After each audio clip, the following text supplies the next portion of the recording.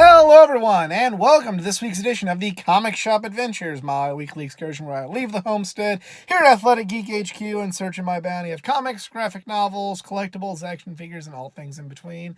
First things first, time to talk about what stood out from last week's bounty, and the book of the week was pretty much Mr. and Mrs. X. It was the conclusion to the Mojoverse story, and just really well written. It's with the exception of the Dead Man Logan, which is a maxi series, but it's not an ongoing like Mr. and Mrs. X seems to be. It is the best X-Men series out there right now. Just really, good conclusion to a story, and then the tease for what's going to happen next really has me intrigued with how. With Gambit's past coming back, how his marriage to Rogue is going to continue. So I really enjoyed it. So awesome book. Detective Comics was also very well written. I really enjoyed it, and I like where they're going with this Arkham Knight story. Much better than the video game, mind you. And then the last thing that really stood out was Action Comics, and it wasn't like my favorite book. But with the whole espionage, Superman, Argus thing kind of going on, I'm intrigued, and it's something that I haven't seen a whole lot of with Superman. So, for all my complaints about Bendis, I don't want to say complaints, it's just I feel like he's being stretched too thin with the Superman books. I'm interested. I don't know if I want to say I'm enjoying it, because this could go to hell in a handbasket, in my opinion, very quickly. But I'm very interested, and I'm very intrigued with what's going on, and that's a good selling point to comic books. And I'm going to go off on a little rant here. Heroes in Crisis came out last week, and I did not like it at all.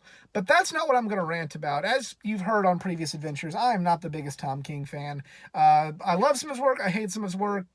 Maybe a little harsh for saying I'm not the biggest fan of his, but he's just not my number one writer, and I don't agree with a lot of the things that he has written in the past. However, I've noticed last week that a lot of comic fans have been sending him death threats on Twitter, and that is just so fucking stupid and so fucking ridiculous to do something like that. I'm not a fan of what he's doing in Heroes in Crisis either. I'm not a fan of what he did with kind of the bait and switch with the Batman and Catwoman wedding. However, for you to threaten a man's life over something so trivial that's supposed to be fun, that's why I try to leave certain aspects that that ruin comic book discussions out of my adventures, because comics are supposed to be fun and get your mind away from your problems. For you to do something like that is fucking sickening and fucking stupid, and I resent it. I have no respect for anybody that would threaten a writer's life, regardless of how they're writing their story or anything.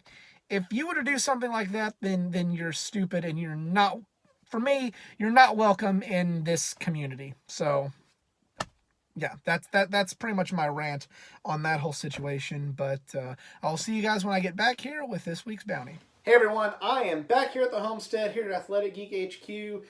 Got quite kind of a different lineup of comics in the bounty this week, and we won't waste any more time. Let's get right to it.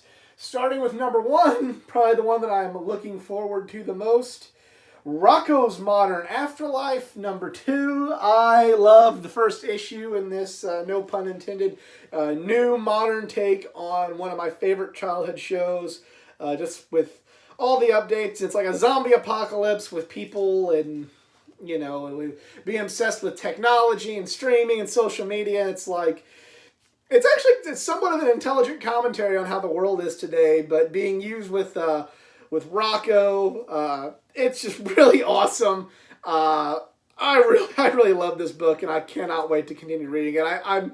It's only gonna be four parts, so I'm gonna savor it while I have it. But yeah, this was a fantastic book, and I cannot wait to check it out again. Rocko's Modern Afterlife, number 2. From there, we go to a new title that I'm also pretty excited about from the world of Marvel. Savage Avengers number 1 by Jerry Dugan. I really enjoyed Jerry Dugan's run on Deadpool. He's a writer whose work I really enjoy, and We're having a branch of the Avengers with, as you can see, it's Elektra, Wolverine, Venom, Punisher. Just, yeah, really looking forward to seeing what this book is going to be about. Kind of a motley crew of characters in this Avengers team, if you will. But looking forward to reading how these characters interact, and I have faith that it'll be an interesting book because I have liked Jerry Dugan's previous work that I've read.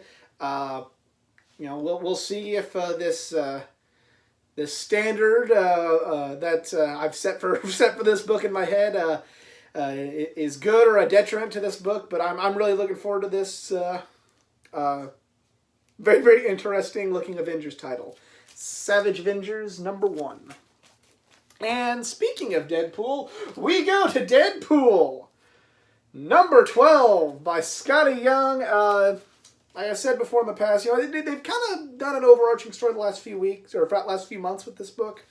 But this is kind of just a nice, fun. A lot of times it is a one and done story, and it's a nice little break from the norm that usually comes with comic books, where there's these long stories. And for there'd be like maybe a 1 or 2 parter, and then the rest just kind of be one and done type stories. That's something I really enjoy and you come to appreciate. And with a fun character like Deadpool, how can you not love it? Scotty Young is awesome, and yeah. Deadpool #12. And we go to Dead Man Logan #7. Oh, it's wrapping up. It's wrapping up, and they're putting bows on all the different parts of the story. Logan's he's on the road again, and yeah, just looking forward to see where this goes. They've done so many good callbacks, and the previous issue. Old Man Logan meets up with what is supposed to be the main canon Logan, and it's been just such an amazing book, and not that many issues left, so enjoy it while I still can. Dead Man Logan #7. And finally, to round out the Marvel portion of the bounty, we have Uncanny XMen #17. It's been okay. It's staved off elimination, and it's not the best thing that I get in my pull list, but it's not on the chopping block, so it's just kind of average right now. But we'll see. We'll see what it brings. What this new issue brings. It does have, like I've said in the past, it has this nice little blend of the modern X-Men that kind of maybe tells the better stories, but still kind of has that, kind of a feel of the 90s X-Men, which, the kind of the grittiness that I enjoyed and what made me an X-Men fan. So you kind of get the best of both worlds in some of these newer issues, and, it's an okay book, and we'll see what this month brings. And from there we go to Batman Teenage Mutant Ninja Turtles 3. #1. It is the third crossover between Batman and TMNT, and I've enjoyed the previous two. Just, you wouldn't think Batman would work as well with the Turtles, but he really has. And the previous two miniseries with this have been, really, really well done by Tenney IV. I'm a fan of his writing. I like what he's done on Detective and Justice League Dark, and they said this is going to be the final crossover with Batman and the Ninja Turtles. So we'll definitely like to see how this plays out. I highly suggest going and checking out the previous two crossovers. They're both in trade paperback form, and they're both just really well done with just how everything played out. Remember, I think it was in the second one we have Shredder turning all of Batman's villains into animals like he did Bebop and Rocksteady. It's just really cool, and it's really cool, the interaction between Batman and the rest of the Turtles, and I'm happy this is back. Batman TMNT III, #1.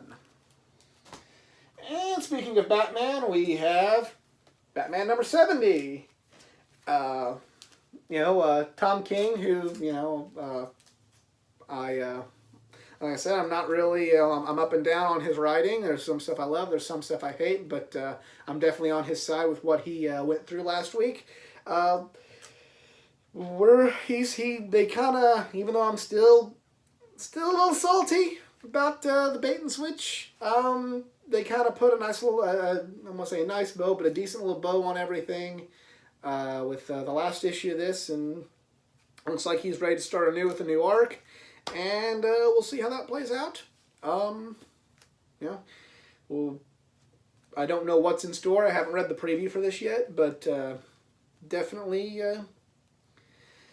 judging by the cover alone, definitely interested to see what they have in store. You never know what you're going to get with this guy. So, Batman #70.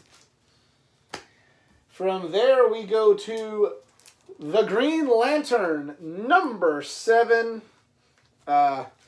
This biblical type story that they're using with Green Lantern, and I have mixed feelings on it, but Morrison's the kind of guy that would do something like that, and we'll see.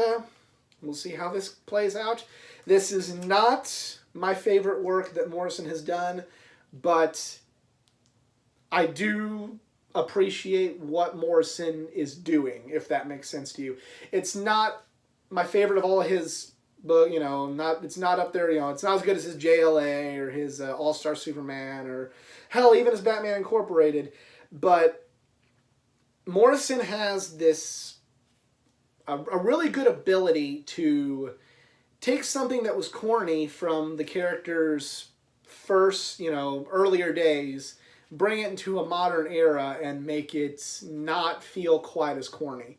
And that's something that he's doing on this book, which I appreciate and like, but it's just kind of, something's falling flat. It's still a good but not great book.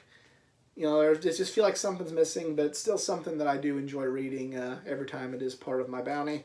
And we'll see where Mr. Morrison wants to go from here. The Green Lantern #7. And finally, to round out the bounty this week, we have Justice League #23. The Prisoners of the Sixth Dimension. Makes me wonder if Mixie's going to be part of this book again. Remember last Justice League issue was a break to tell another Legion of Doom story, which, sometimes it's kind of nice to have that. And it's, but we're talking about other dimensions and having the Justice League trap there. I wonder if Mr. Mixia Spitlick will be part of this, or if something more sinister is at stake for the Justice League. It's,